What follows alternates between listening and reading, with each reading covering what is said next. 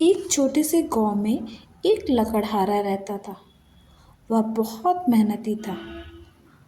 वह लकड़ी काटकर अपना और अपने परिवार का गुजर बसर किया करता था।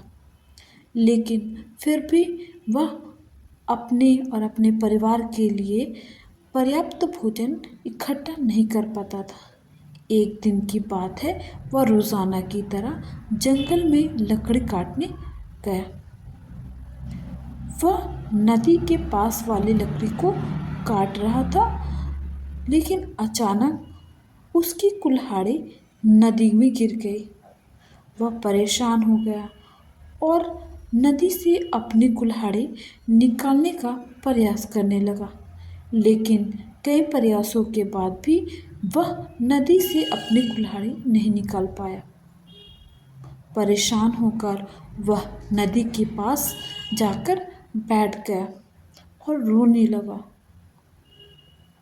उसे परेशान देखकर जलपरी नदी से निकल आई और उस लकड़हारे से पूछा, क्या हुआ? तुम इतने परेशान क्यों हो? तब लकड़हारे ने जवाब दिया कि मेरी कुल्हाड़ी नदी में गिर गई है। अब मैं लकड़ी कैसे काटूंगा?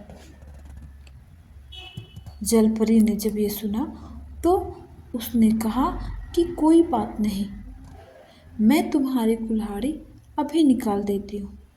इतना कहकर जलपरी नदी के अंदर गई और वहाँ से सोने का एक चमचमाता सा कुल्हाड़ी निकाल कर लाई और उस लकड़हारे से पूछा, क्या ये कुल्हाड़ी तुम्हारी है?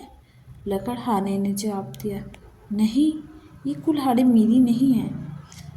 जलपरी फिर नदी के अंदर गई और वहाँ से चांदी का एक चमचमाता सा कुल्हाड़ी निकाल कर आई और उस लकड़हारे से पूछा, क्या ये कुल्हाड़ी तुम्हारी है? लकड़हारे ने फिर जवाब दिया, नहीं, ये कुल्हाड़ी मेरी नहीं है। जलपरी नदी के अंदर गई और वहाँ से लकड़हारे का कुल्हाड़ी निकाल लाई। लकड़हारे ने अपनी कुल्हाड़ी देखा और बोला, यही मेरी कुल्हाड़ी है। और इतना कहकर वह खुशी से झूम उठा। जलपरी ने उसकी ईमानदारी देखकर उसे सोने और चांदी की कुल्हाड़ी उसे दे दी। कुल्हाड़ी पाकर लकड़हारा बहुत खुश हुआ और खुशी खुशी अपने घर चला गया। इससे हमें यह सबक मिलता है कि हमें हमेशा ईमानदार रहना चाहिए।